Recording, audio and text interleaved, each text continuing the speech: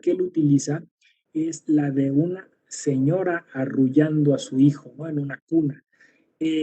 Una, una metáfora bastante, pues diría yo, compleja, de alguna forma misteriosa incluso. En algún momento, abajo, en ese momento era cine silente, o sea, es decir, no tenía sonido, entonces ponían unos intertítulos, unos subtítulos abajo, acompañaba a esta imagen de la mujer con la cuna, una, un intertítulo abajo que decía la, la madre y la ley, o la madre de la ley, ¿no? The mother and law. O sea, dependiendo del cuadro, este binomio, ¿no? La madre y la ley, ¿no? Eh, como dando a entender que, bueno, pues que, que de alguna forma había una especie de simbiosis, ¿no? Entre la estructura legal y el Estado, y después ya se presentaban los distintos cuadros que Griffith quería resaltar o quería destacar, ¿no? Una cosa un poco extraña, si siguen ustedes esta película, que además duraban eternidad, ¿no? Tardaba mucho, y porque además se hacían entregas, o sea, iba la gente al cine y después de un mes de ir cada fin de semana terminaban de ver la película, ¿no? Eran películas muy, muy largas en ese momento, de hecho las tenían que cortar a veces, o sea, es decir, las versiones que ya tenemos ahora son versiones ya sintetizadas. Entonces el cine nació con esta preocupación, ¿no? Eh, al menos, bueno, es que también hablar de cine es hablar de la industria cinematográfica norteamericana. Ya después voy a hablar un poco sobre el cine latinoamericano. Pero bueno, digamos que es amplísima la historia del cine, y yo lo que trataría de hacer es como sintetizar a nivel muy, muy epidérmico y global qué es lo que sucedió en la cinematografía mundial. Bueno, casi siempre, y esto es una cosa que habría que revisar más a fondo, el funcionario público es un villano, ¿no? O sea, es decir, es difícil encontrar funcionarios públicos que traten de, o sea, que sean heroicos y salven el momento. Aunque voy a decir una cosa aquí muy interesante a nivel dialéctico. Desde el nacimiento del cine, casi cine silente, encontramos figuras como Fantomas o Judex o, o, o Lupin, que ahora incluso tiene una serie, donde hay como una postura, un planteamiento de una especie de antihéroe que trata de corregir al Estado, trata de salvarlo, pero desde fuera, que es la figura que al final va a consolidarse en ciertos cines de superhéroes y que todos ubicamos como con Batman, ¿no? Y que se dice el brazo largo de la ley, es otra metáfora. Entonces, parece que el cine o la cultura popular, porque esto venía de los fanzines y después pasó a las historietas o llamados cómics y después pasó al cine, eh, trataba de explicar que pues muchas veces la burocracia era como rutinaria, monótona, y entonces el funcionario público difícilmente es héroe por esa situación, porque se encuentra dentro de una especie de cadena, ¿no? Es el engrane de una gran maquinaria. Entonces, los que eran héroes eran, vamos a decir, funcionarios que estaban fuera del sistema. Y si ustedes le siguen por ahí, o sea, vamos a encontrar, claro, a Ian Fleming, ¿no? Es decir, vamos a encontrar a James Bond. James Bond quizás es la figura más destacada en ese sentido, porque James Bond es un servidor público. James Bond es un agente secreto, pero pues finalmente le paga el Estado y cosas de las prestaciones del Estado, pero constantemente el Estado lo está desconociendo, ¿no? Constantemente el Estado está negando su existencia, ¿no? Que es un poco la relación entre Batman y Gordon, ¿no? O sea, es decir, Batman es un particular, no es un, pero Gordon es el jefe Gordon, o sea, el jefe de la policía, de alguna forma es el que alimenta o detona la acción con este personaje. Caso similar, no sé, Misión Imposible y todas estas sagas, todas estas series, Born Identity, ¿no?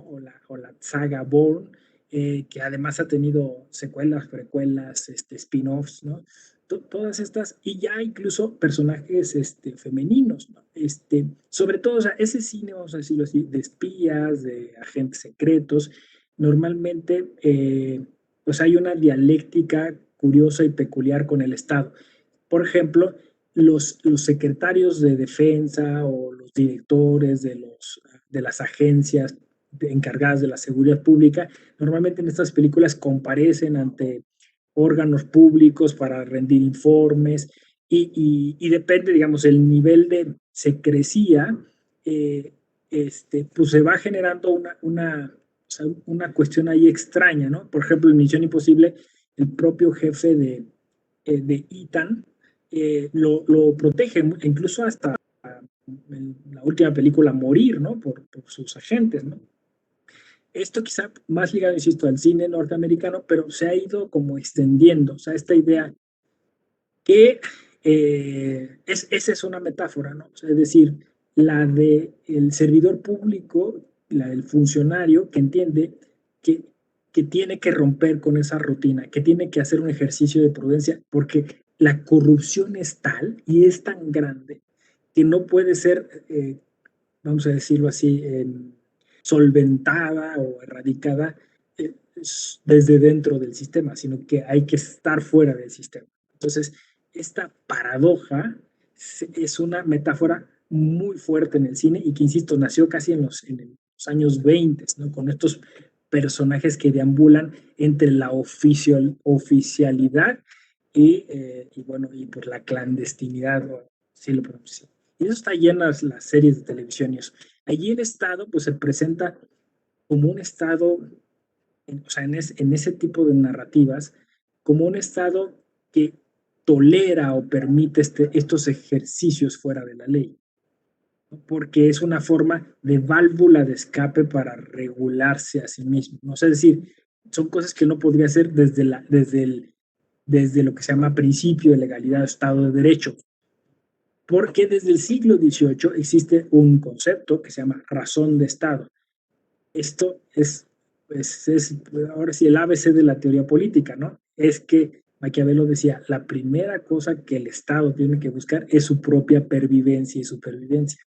Entonces, esto, que es como el principio del Estado moderno, se ha llevado constantemente al cine, ¿no? O sea, el Estado genera figuras y, vamos a decirlo así, ilegales, ilícitas, fuera de la ley, para poder salvarse. Y bueno, pues esto a nivel teórico lo ha analizado muy bien Giorgio Agamben y tiene un par de libros maravillosos, no sé, bueno, si todos, ¿no? Homo Sacer y el estado de excepción permanente. Y bueno, pues esto es una constante en un tipo de cine.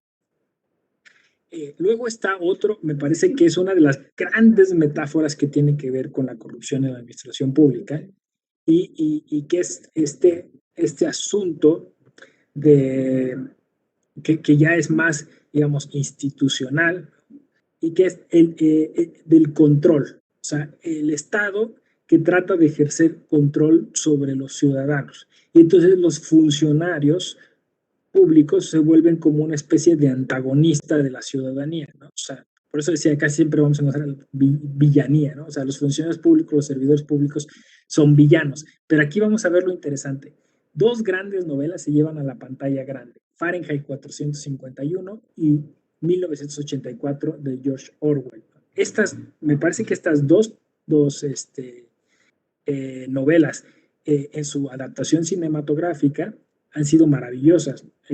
Como sabemos, pues una realizada por el mismísimo Truffaut, uno de los grandes directores de cine francés, ¿no? Y la otra, la de 1984 creo que es el propio George Orwell, Orson Welles, el que hace esa. Bueno, ahorita investigamos, pero de hecho, incluso la de Fahrenheit 451 ha tenido un remake. Y estas dos narrativas, bueno, estas dos novelas llamadas al cine y estas adaptaciones cinematográficas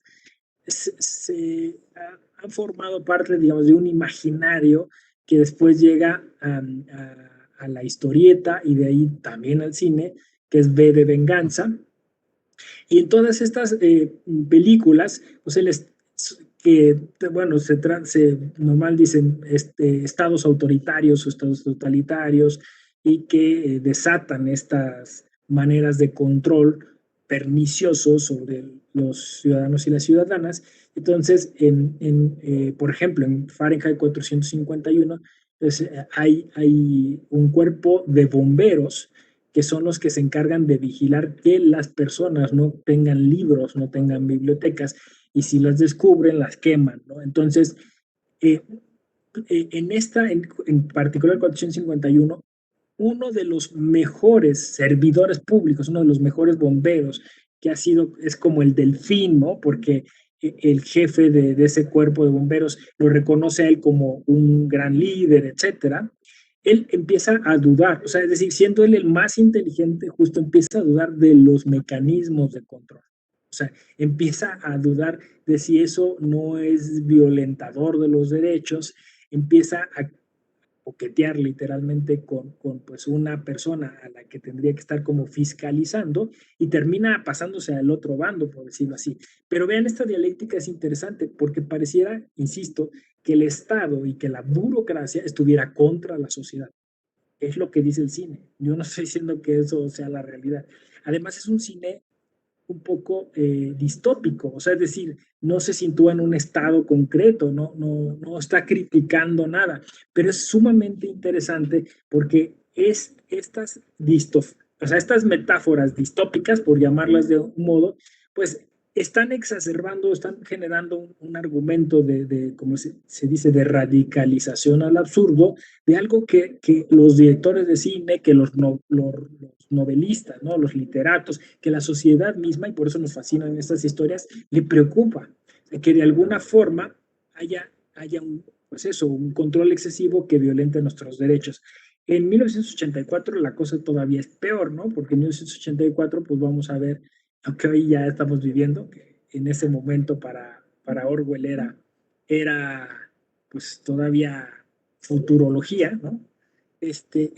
Lo que lo que se veía era unas pantallas, el gran hermano, ¿no? Que estaban por todos lados, que transmitían información y recibían información, ¿no? Entonces, pues hoy en casi todas las ciudades del mundo tenemos estas cámaras por todos lados que están con reconocimiento facial, siguiendo los pasos de los ciudadanos. No solo eso, sino que nosotros mismos a través de los dispositivos electrónicos también accediendo a los algoritmos y a las inteligencias artificiales, estamos nutriendo, o sea, le insisto, Orwell nunca se imaginó esas cosas, ¿no?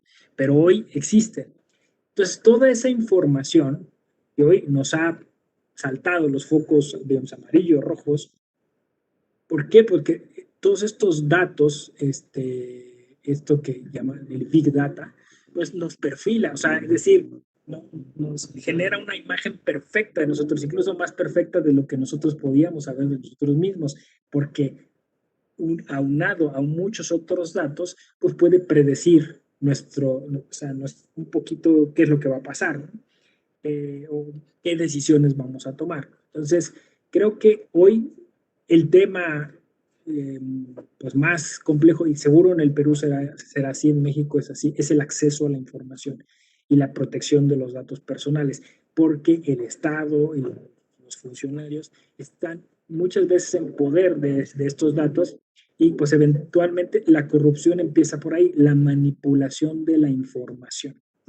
Entonces, pues estas películas derivadas de estas novelas tratan mucho este tema. Ahora, insisto, me gusta mucho hablar justo de esta metáfora, la metáfora del control como el panóptico, del control Foucaultiano, porque es el tema que la ciencia ficción más ha tenido, ¿no? O sea, es decir, cuando ya nos metemos a temas como Total Recall, ¿no? O sea, todas las adaptaciones de Philip K. Dick a la pantalla grande, y apúntense este nombre, Philip K. Dick, es el más grande escritor de ciencia ficción, ¿no? Que haya habido, yo creo, ¿eh? O sea, digo, hay muchos otros, ¿no?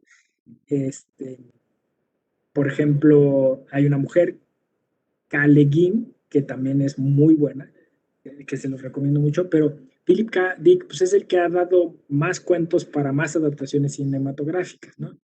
Y todas estas adaptaciones cinematográficas están diversos funcionarios públicos que interactúan con estos ciudadanos, ya sea para advertirles de algún peligro o para controlarlos, o etcétera, o ellos mismos para liberarse. Por ejemplo, en alguno de los cuentos de Philip K. Dick, que es pues, la historia central de Total Recall, se acordarán con Schwarzenegger, ¿no? Que quería ir a Marte y que tenía dentro de su cabeza la idea de ir a Marte y conocía a una persona.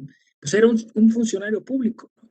Que aceptó que le lavaran el cerebro para poder descubrir eh, la conspiración que había fuera. Y ya estando fuera, con los conspiradores, pues ve que el Estado estaba errando terriblemente y que había unas formas de salvar a Marte, ¿no? Que esta es otra metáfora, o sea, digamos, estos servidores públicos, estos funcionarios que salen del Estado para advertirle a la sociedad que el Estado los quiere controlar.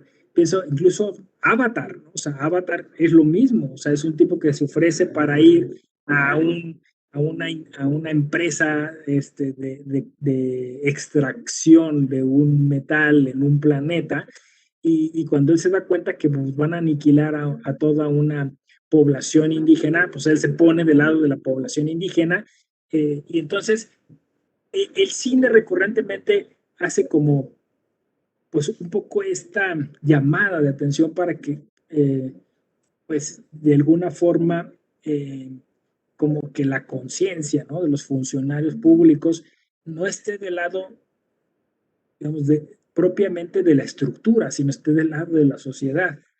Eh, Aunque entiendo que eso es complejo, porque al final de cuentas lo que se requiere es un ejercicio ético, ¿no? O sea, es decir, mmm, es el tema, me parece, de toda esta cinematografía que estamos recorriendo, está por ejemplo en las series actuales como Black Mirror, o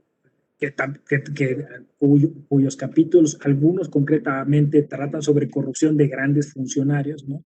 House of Cards, o sea, tremendas series que tratan sobre eso. Ponen una última que acabo de ver que se llama El Dedo de Dios, maravillosa, con Ron Perelman. O sea, todo el sistema corrupto por un asunto de dinero de una inmobiliaria, quieren transformar una ciudad y hasta el juez va por ahí, pero la cuestión es que este juez le empieza a hablar Dios para que él descubra la conspiración que hay entre la alcaldía, o sea, el poder ejecutivo, y la policía, ¿no? Y se echan, bueno, eso que son 3 temporadas, creo, 2, para pues desbaratar esta conspiración, pero el juez estaba también, o sea, el poder judicial también estaba metido en esa corrupción. Y entonces, en esta serie particular, es Dios el que viene a destrabar, o bueno, o la locura, porque ahí te lo ponen así, como que puede ser que está loco o puede ser que Dios le hable, pero de alguna forma tiene que ser un motor externo que viene como a trastocar, ¿no? Eso. Todo esto me parece que está montado sobre una teoría que esbozó muy bien Hannah Arendt, que se llama la banalidad del mal, ¿no? Ya saben la historia, pero si no se la resumo muy brevemente, rápidamente. Eh, es Eichmann, uno de los altos funcionarios, no de los más altos, pero sí un alto funcionario del régimen nazi, que se exilia en Argentina. Hay películas sobre la aprehensión de, de, de este personaje que era como el burócrata modelo, lo aprenden en Argentina y lo llevan a Jerusalén para juzgarlo. Arendt, que era una filósofa judía que se había exiliado en Estados Unidos, es mandada por el New York Times a cubrir el juicio, y mientras todos están condenando los hechos y actos que cometió Eichmann, Arendt está poniendo atención en otra cosa, en la parsimonia, el estoicismo con el que Eichmann responde a todas las preguntas que le hacen, ¿no? él está tranquilo, él está satisfecho por el trabajo que ha hecho. De hecho, en algún momento pues, hay como una especie de soberbia, no sé, decir, pues, si yo hice lo que tenía que hacer, yo cumplía con mi trabajo, ¿no? Yo no maté a nadie, yo solamente firmaba papeles. Entonces Arendt dice, el problema no es este señor, ni el problema era Hitler, ¿no? El problema es que todo el sistema era malo. O sea, todos estaban, digamos, de alguna forma, como, eh, pues, es que yo iba a decir conspiración, pero más bien, todos estaban en complicidad, ese es el tema. Entonces había una complicidad de todo el sistema y entonces estaban ejecutando un tipo de política que después eh, se llamó necropolítica, los discípulos de Foucault la llamaron así, y que llevó, yo a mi parecer, y de hecho tengo un libro sobre eso, necroderecho, o sea, generó un derecho necrótico que iba dirigido como un dispositivo, diría Campbell, hacia un cierto sector de esa sociedad. Yo lo que he dicho es que en nuestras sociedades quizá nosotros nos hemos ensañado con ciertos grupos. En México claramente es el grupo indígena y que esa necropolítica se ha destinado allí y que toda esa infraestructura estatal pues no ha descubierto pues, cómo destrabar ese problema. Entonces me parece que todas estas narrativas, es decir, las distópicas y las de futurología o ciencia ficción, en donde juegan un poco con estos sistemas políticos, pues contienen este tema, ¿no? Es decir, el de la banalidad del mal.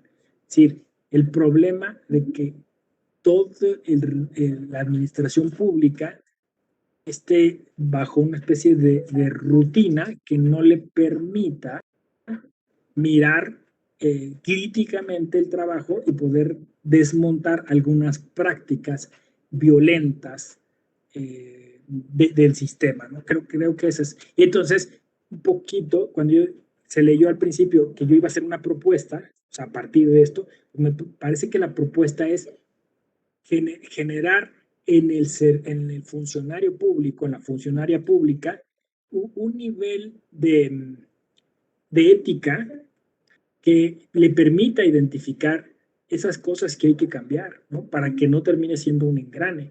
Porque, digamos, lo que el cine presenta como gran metáfora de esto es una especie de robotización, de zombificación, que de hecho, o sea, podríamos sumar el cine de robots, porque incluso en las películas para niños, en las de dibujos animados, ¿no? Pienso en Astro Boy, la adaptación cinematográfica de esta, pues, sí, anime. Bueno, primero fue manga, luego anime, y luego serie de televisión, y luego película. Y en Astro Boy, pues, al final los robots terminan tomando el control con muchos lados, pero eh, es otra de las cosas, ¿no? La burocracia en manos de robots. Y entonces lo que puede trastocar eso un poco es la ética, ¿no? Entonces, robots, zombies también, o sea, es decir, un poco el problema que el cine nos alerta frente a un tipo de corrupción, no es una corrupción tremenda, terrible, que sí las hay, o sea, hay películas, esa sería otro tipo, ese tipo, Todos los hombres del presidente, que se cuenta la gran corrupción del Watergate, y así podíamos, el caso Colosio en México, ¿no? Que dio para una serie y dio para una película. Ojos que no ven, en el caso peruano. Aquí hay que citar a Francisco Lombardi. Francisco Lombardi tiene unas películas maravillosas que hablan un poquito pues, de estos temas muy latinoamericanos, donde pues justo una cuestión pues de, digo, es Odebrecht, ¿no? O sea, al final de cuentas, grandes transnacionales que vienen, que meten dinero a nuestros gobiernos, que los corrompen, y que al final, bueno, pues el problema es que todos los servidores públicos, todos los funcionarios públicos pues, se encadenan, por decirlo así, ¿no? A esta corrupción y puede ser poquita, puede ser mucha, como decía yo, ¿no? Es decir, puede ser grandes momentos de corrupción que el cine trabaja, que el cine este, nos cuenta. En México, además de eso del caso Colosio, creo que una célebre película de Luis Estrada es La Ley de Herodes. En La Ley de Herodes, pues se cuenta también esta corrupción estructural o institucional que en algún momento, pues, Vargas Llosa, por cierto, le llamó la dictadura perfecta, que es la continuación, o sea, es parte de la tetralogía de Luis Estrada, así se llama la dictadura perfecta, ¿no? Y que pues cuenta parte de esta banalización del mar, ¿no? O sea, este sistema que no que está compuesto de robots o zombies y que no logra ver más allá. Entonces parece que un poquito lo que pretende, no sé, una escuela de control como la que nos encontramos, ¿no? Que pretenden ahora la capacitación y todo eso, es de alguna forma crear a funcionarios públicos que rompan con esa rutina y sean más conscientes de sus actos, sean más propositivos y sobre todo que tengan más compromiso social. O sea, es decir, que se entienda que no es que dañan a una institución, ¿no? Dañan a toda la sociedad, ¿no? O sea, cuando cometen un acto de corrupción. Creo que eso es lo que el cine está alertándonos. Incluso a nivel global, les recomiendo mucho la película Secretos Peligrosos. En Secretos Peligrosos, la corrupción incluso llega hasta la Organización de Naciones Unidas. Este es otro tipo de corrupción, otro tipo de metáfora que también el cine ha atendido, ¿no? O sea, ha tratado en su momento y que pues desgraciadamente tiene que ver con temas tan, pues diría yo, tan sensibles como es la trata de personas.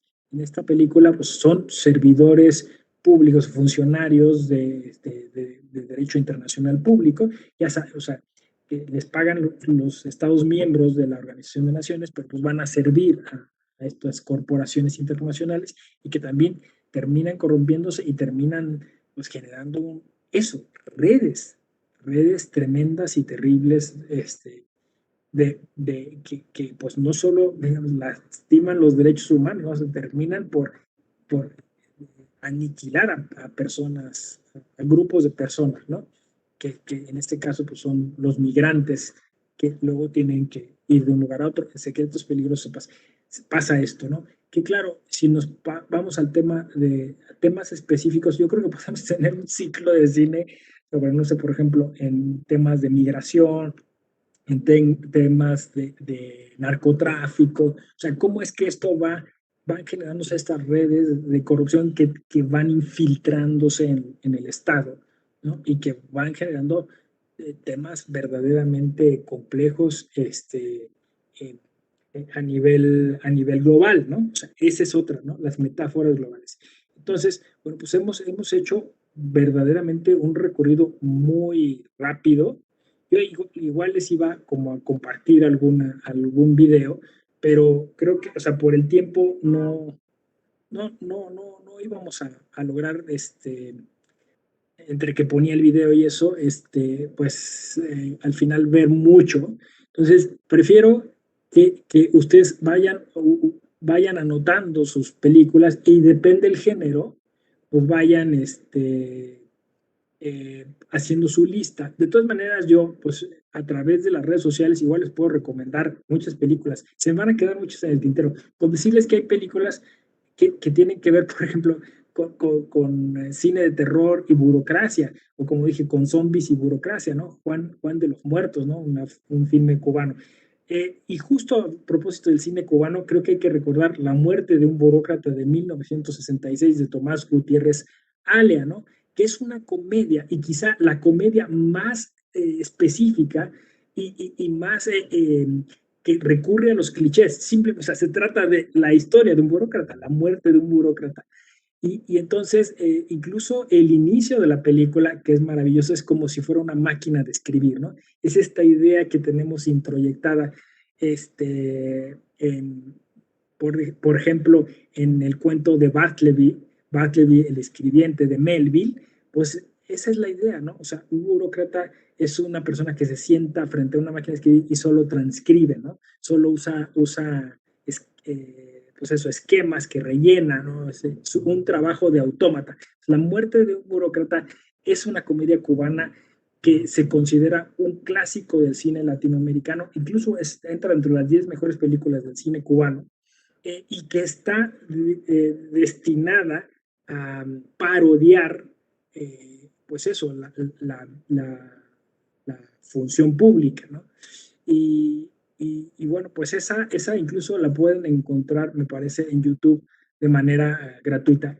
Esa no es propiamente una metáfora porque es sumamente explícita, ¿no? O sea, ahí más bien se va haciendo o sea, este ejercicio paródico, ¿no? O sea, así como hablé de distopías o de metáforas distópicas, hablé de metáforas que trae la ciencia ficción, hablé de todas estas ideas que pueden estar en el cine latinoamericano, que van desde las pequeñas corrupciones a las grandes corrupciones nacionales. También pues está este cine más paródico, ¿no? O sea, donde ahí me faltaría tiempo para recorrer todo el cine latinoamericano que tiene comedias sobre pues esos funcionarios públicos que terminan corrompiéndose, ¿no? Y creo, bueno, porque soy mexicano y porque, bueno, pues hizo mucho cine de ese tipo, Mario Moreno Reyes Cantinflas. Cantinflas tuvo un periodo en el que de alguna forma hacía al servidor público heroico. Se dice que no es un periodo muy positivo, porque el primer cine, cuando Cantinflas era el peladito, Cantinflas era el arrabalero, ¿no? Entonces era más crítico, era más frontal, como en Ahí está el detalle, donde enfrenta a la corrupción judicial.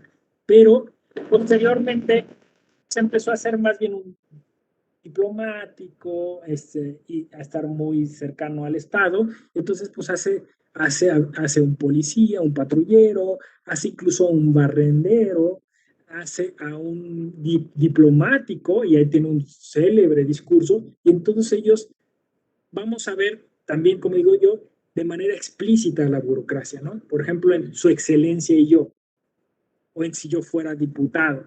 Entonces, parece que Cantinflas, para tratar, o sea, pues tendríamos que tener, yo creo, una sesión específica sobre el cine de Cantinflas y la administración pública, ¿no? O la corrupción en la administración pública.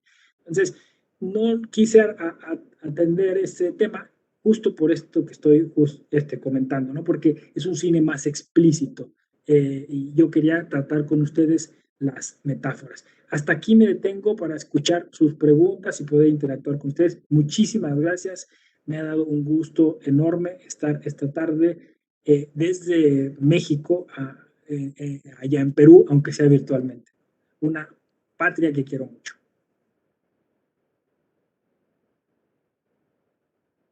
Agradecemos al doctor José Ramón Narváez Hernández por esta conferencia y por su interés. A continuación, pasaremos a las preguntas del público. ¿Es legal que los cines sean fuente de generar corrupción en la administración pública? A ver, ¿me repites la pregunta? Es que si el cine es fuente de corrupción, ¿o cómo es? ¿Es legal que los cines sean fuente de generar corrupción en la administración pública? Ya entendí. Sí, creo que la pregunta va ligada, o entiendo como la apología, ¿no? La apología al crimen, la apología al delito, la apología, me lo preguntan muy seguido, ¿no? O sea, es decir, si el cine de alguna forma incentiva un tipo de actitud, ¿no? O sea, por ejemplo, ahora dicen, es que nos están saturando con series de narcotraficantes, entonces la gente ve y quiere ser narcotraficante, ven cómo viven y cómo ganan dinero y cómo ese dinero es fácil, entonces quieren ser narcotraficantes, ¿no? Creo que, por ejemplo, pues ahí podríamos sumar Breaking Bad, que Breaking Bad trata sobre un profesor que sería un funcionario público, ¿no? Que es un profesor de secundaria, de estatal, y al final termina metido en las drogas, ¿no? Y yo lo que respondo es que no, o sea, no es así, o sea, eso sería censura, o sea, justo eso es lo que no debemos hacer, o sea, hay que dar paso a la libertad de expresión. Me parece que está demostrado, por ejemplo, en un cine, no hablé de eso, pero hay cine documental, ¿no? Sobre la corrupción.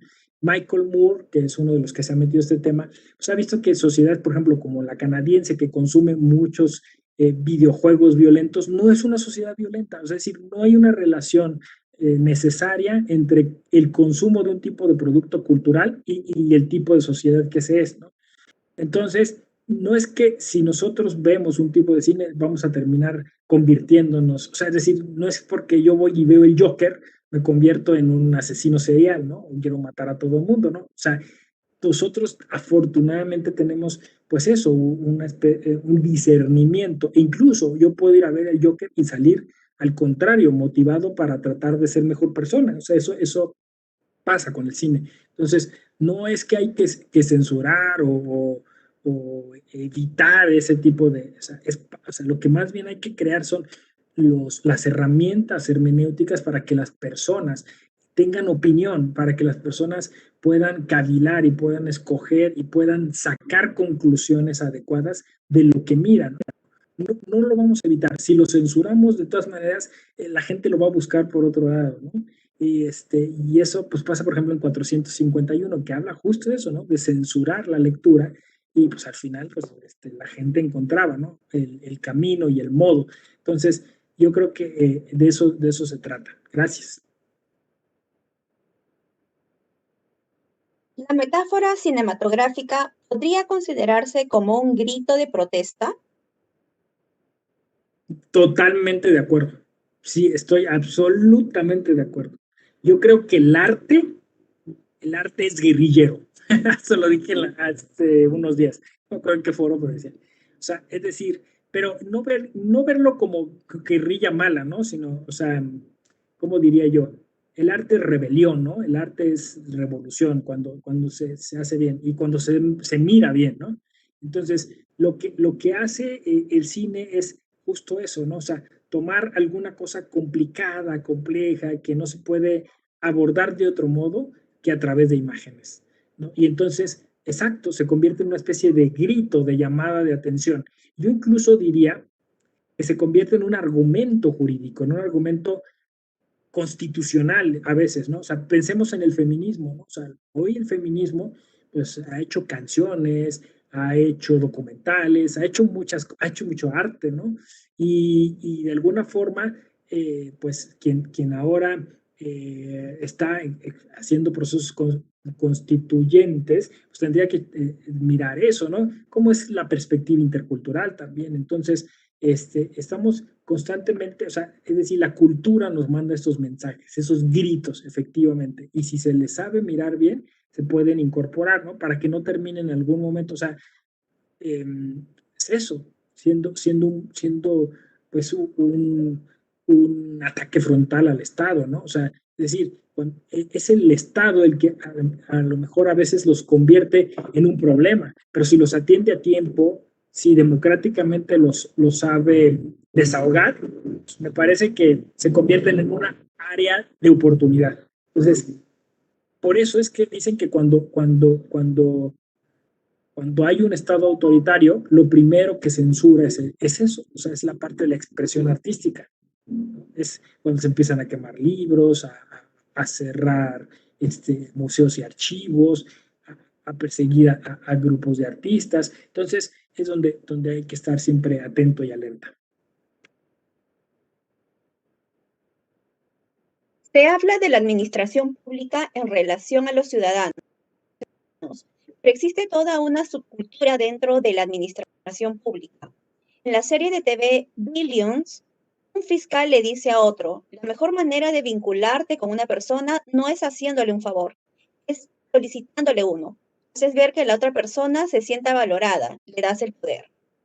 ¿Hasta qué punto esta situación trastoca la integridad como deber de la función pública?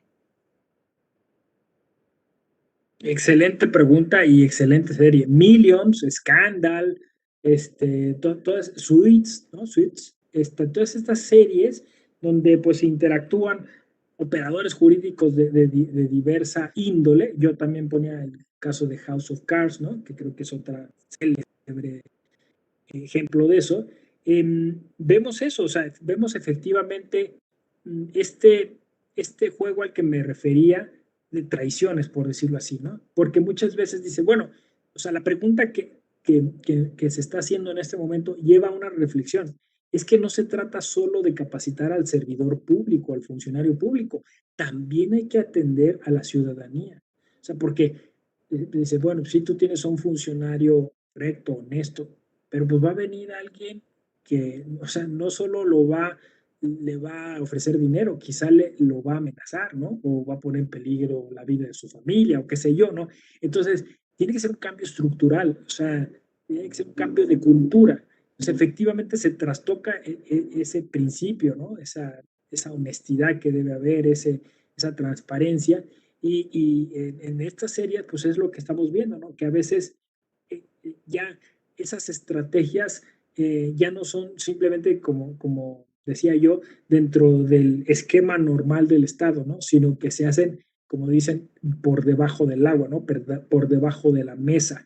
Incluso pues hay despachos o funcionarios o personajes desde la iniciativa privada que están generando estas estrategias. Por eso yo soy cauteloso con el litigio estratégico, porque a veces el litigio estratégico resulta bien porque es no hacer solo la estrategia legal, sino una estrategia global o holística, pero a veces es, bueno, ¿y qué tal si le ofrecemos dinero al funcionario tal? ¿No? ¿O qué tal si lo amenazamos por este medio o lo chantajeamos con esta información? Decía yo de la información, ¿no? Muchas de estas series siempre es eso, ¿no? Sí, le sacamos unas fotos, le mandamos a tal persona para que lo chantajee. Ahora estuve viendo, que se les recomiendo mucho, Goliat, que la segunda temporada habla de corrupción, ¿no? De corrupción pues a nivel, digamos, igual de una alcaldía, pero a nivel, pues sí, electoral y estas cosas. Entonces, sí, es muy pertinente la advertencia, ¿no? O sea, decir, también hay que poner atención a la sociedad en general, a la ciudadanía. Es tan cierto que el cine muestra la corrupción en la administración pública, brinda opciones como superhéroes y lucha fuera del entorno. En la actualidad, ¿usted cree que se está logrando esto? Está interesante la pregunta porque desde Avengers, ¿no? Hasta Boys, que es esta serie maravillosa donde complejizan la entrada de los superhéroes. Eh, o sea, lo cierto es que se sigue tratando este tema, ¿no? O sea, es decir, como la doble vida del Estado, no se me explico. O sea, es decir, el Estado formal a través de sus instituciones y este otro Estado paralelo, después se llama para Estado, ¿no? Que de alguna forma va haciendo, va, va, va, va haciendo avanzar una propuesta política o un grupo o un sector de políticos, ¿no? Entonces, por ejemplo, en esta serie, The Voice, pues los superhéroes se han corrompido, ¿no? Entonces, pues, ¿quién les va a hacer, ahora sí que sombra a los superhéroes, no sé si me explico? O sea, es un tremendo tema. O sea, es decir, ¿qué pasa cuando pues, el Estado es corrupto y tiene de lado el poder militar o tiene de lado el poder económico, ¿no? O sea, la sociedad queda como indefensa. Y es un poco lo que hacen estas series. Incluso también la Liga de la Justicia, ¿no? O sea, y si Superman se corrompe, tenemos que tener un plan B.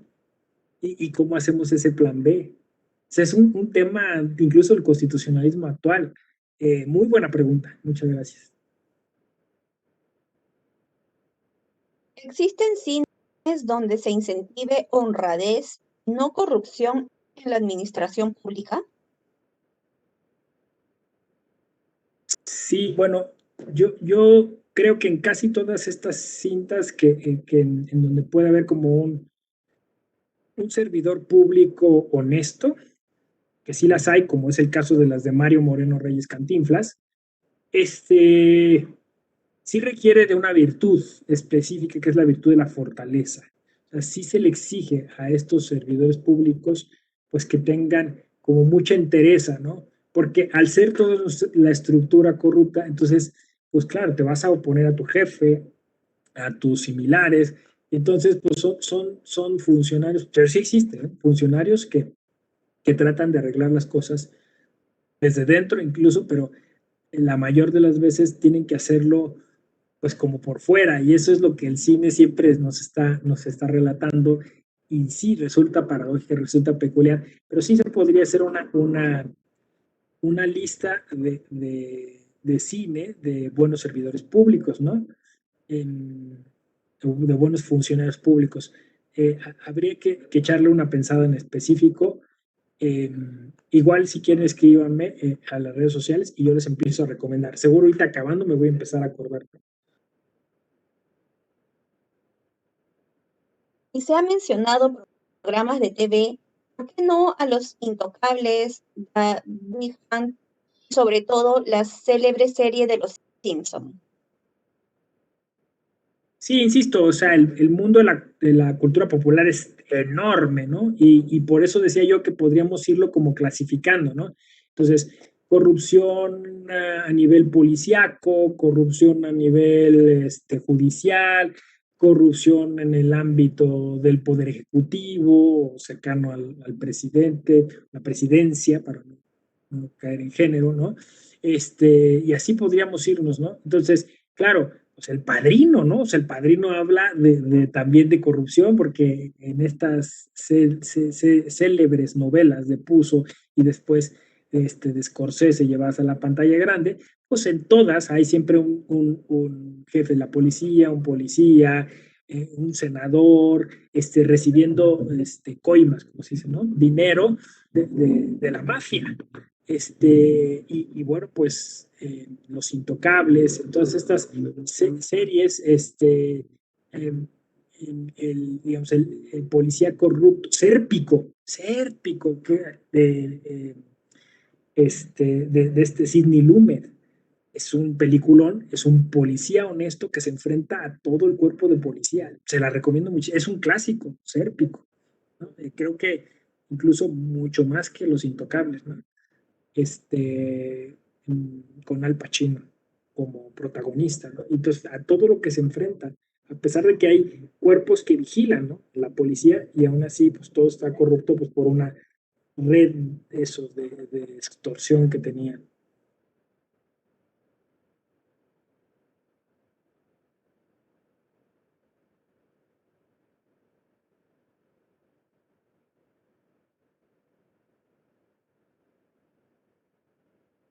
Sería conveniente también en metáforas cinematográficas se trate temas de estados sin corrupción.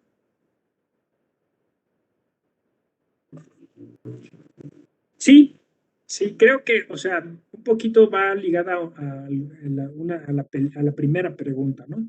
Es decir, voy a decirlo rápidamente y brevemente, pero, o sea, ciertamente el cine es arte y como arte es libertad, ¿no? Entonces el director se encuentra en posibilidad de decirnos, no solo el director, los productores, los actores, las actrices, decirnos lo que les dé la gana, ¿no? O sea, el cine no tiene la obligación de ser educativo, ¿no? Incluso hay quien dice, incluso el cine todavía puede ser muy mal ejemplo, digamos, de un arte, porque está al servicio de la taquilla, ¿no? O sea, necesita llegar a ciertos números, recuperar la inversión, ¿no? Y entonces a veces está más expuesto o a expensas del dinero que se pueda ganar que lo que pueda decir. Pero si ustedes recuerdan toda la cinematografía, los directores dentro de esa libertad tratan de ejercerla responsablemente, tratan de decir cosas interesantes, ¿no? O sea, tratan de darnos un mensaje, ¿no? Entonces, insisto, incluso las películas pueden ser muy críticas, pues traen de manera dialéctica un mensaje positivo. Wim Wenders decía, hagamos mejores imágenes a través del cine para tener un mejor mundo, ¿no? O sea, mejores imágenes del mundo para tener un mejor mundo. Sí, o sea, sería bueno, ¿no? Pero, insisto, no tendría que ser un cine oficialista, ¿no? Como el que quizá incluso pretendió Mario Moreno Reyes, ¿no? Pues, va a ser, porque eso estaría casi dentro del cine autoritarista. Lo pretendió el régimen nazi, lo pretendió el fascismo, lo pretendió los rusos, ¿no? O sea, el cine ruso, el interesante, el que nos interesa, ¿no? El de la Revolución de Octubre y el acorazado de Potemkin, pues era un cine, el cubano también en su momento, un cine propagandístico, ¿no? O sea, como diciendo, pues vamos a hacer cine donde mostramos a un buen Estado y a la burocracia bien y sana, ¿no? Entonces, con esto trataban de que la gente dijera, ah, bueno, pues, o sea, es decir, engañar quizá a la gente, ¿no? Y la gente, pues, no es tonta, ¿no? Entonces, yo diría que sí se puede hacer un cine que incentive, ¿no? Y que eventualmente, pues, nuestros directores latinoamericanos tendrían que hacer eso.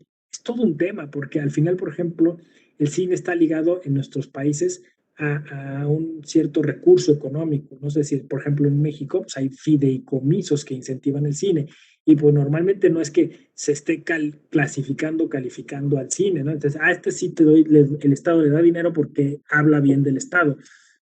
No sé. Por cierto, una última película de Michel Franco que es muy polémica y que es sobre esto, se llama Nuevo Orden y habla sobre también corrupción. Eh, y pues eso, una especie de golpe de Estado y una dictadura, nuevo orden.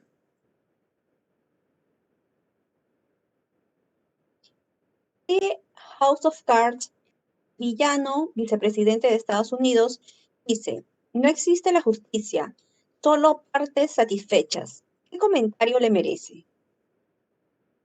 Bueno, todos conocemos a Frank Underwood, sus mandamientos y sus frases, todas, o sea, pero fíjense, eso es lo interesante, o sea, ni modo que uno lea a Frank Underwood y diga, yo quiero ser Frank Underwood, ¿no? O sea, uno lee pues, que es un villanazo, ¿no? Que es un tipo que ha trastocado y tergiversado todo para sus fines personales.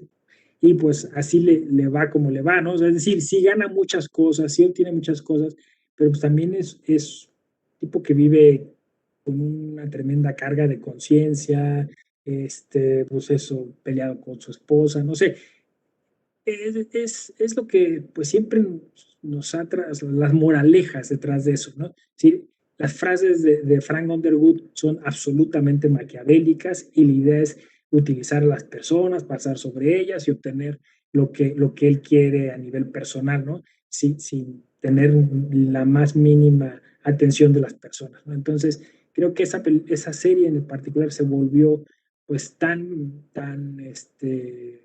seguida por muchas y muchos, justo por eso, porque veíamos la crudeza de la realpolitik, como dicen los filósofos.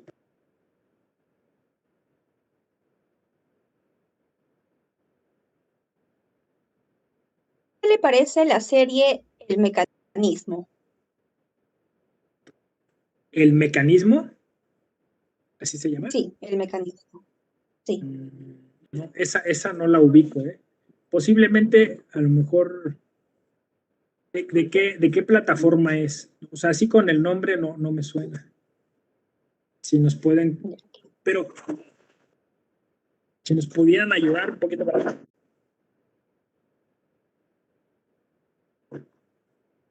Se me estaba acabando la pila. Pero ahorita justo que dijeron hacer el mecanismo, hay una película en Netflix que se llama El Hoyo, una película española, y que habla de una especie de estructura gubernamental. Incorporan a personas para mandarlas como una especie de prisión, como de experimento social, donde cada una de ellas vive en una especie de nivel y van cambiando de nivel, ¿no? Entonces, pues también puede ser una gran metáfora de la administración pública, ¿no? Del edificio burocrático y de cómo pues estos bienes, estos derechos, estos servicios se reparten de manera, vamos a decirlo así, discrecional, ¿no? Que es lo que diría la película. Es una película muy polémica y que generó pues bastante discusión en torno.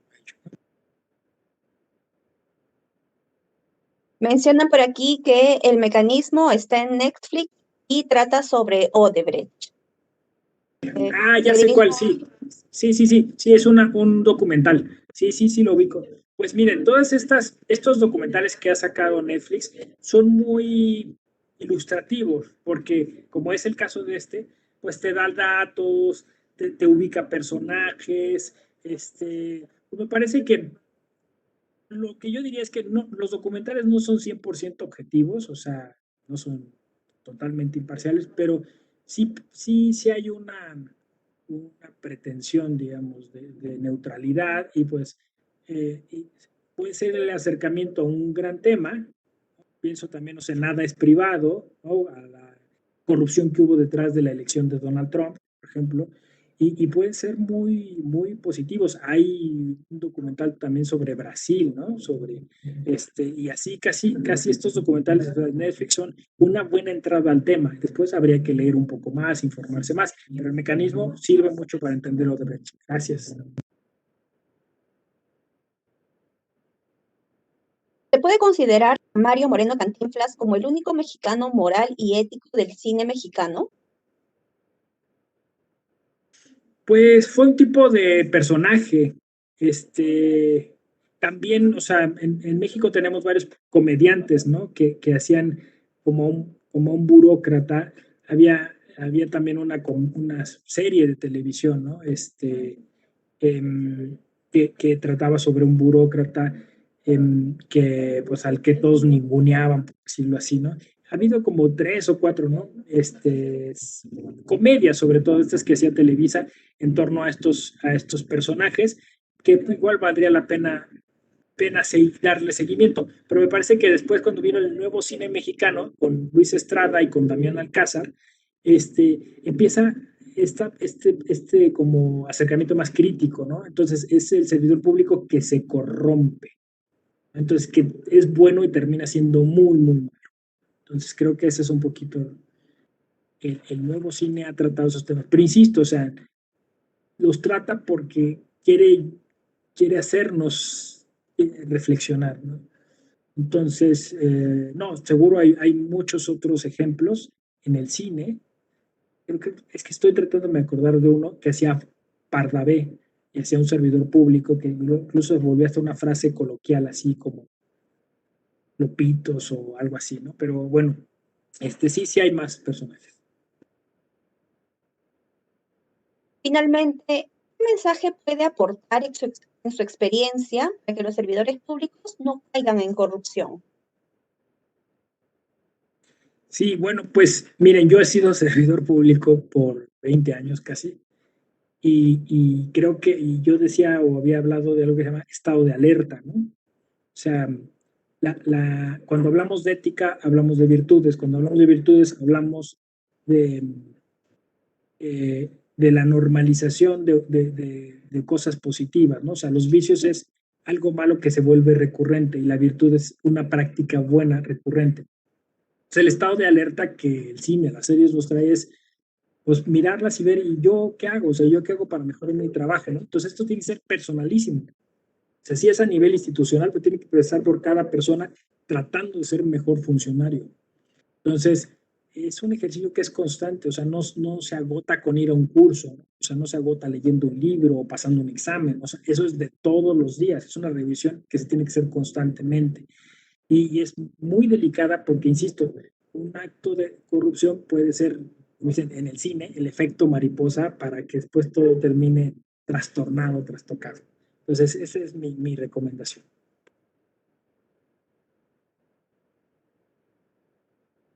Queremos agradecer la participación del doctor José Ramón Narváez, felicitarlo por la dedicación y el tiempo ofrecido para el beneficio de los funcionarios y servidores públicos, así como de la ciudadanía en general. Muchas gracias.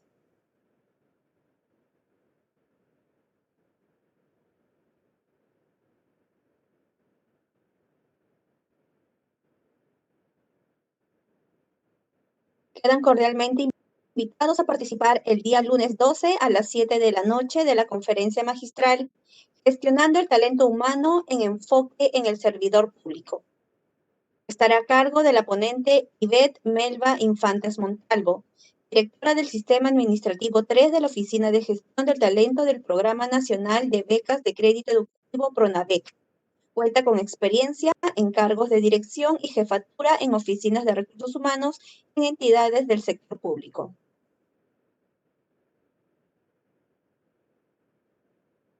La Escuela Nacional de Control ha lanzado el programa MOOC de actualización y aplicación del control gubernamental. donde podrán actualizarse en el marco normativo conceptual, así como las herramientas relacionadas a técnicas y procedimientos para el planeamiento, planificación, ejecución y elaboración de informes de servicio de control. El programa inicia este lunes 12 de julio. Para más información, visiten nuestra página web o pueden escribirnos al inbox de Facebook de la Escuela Nacional de Control.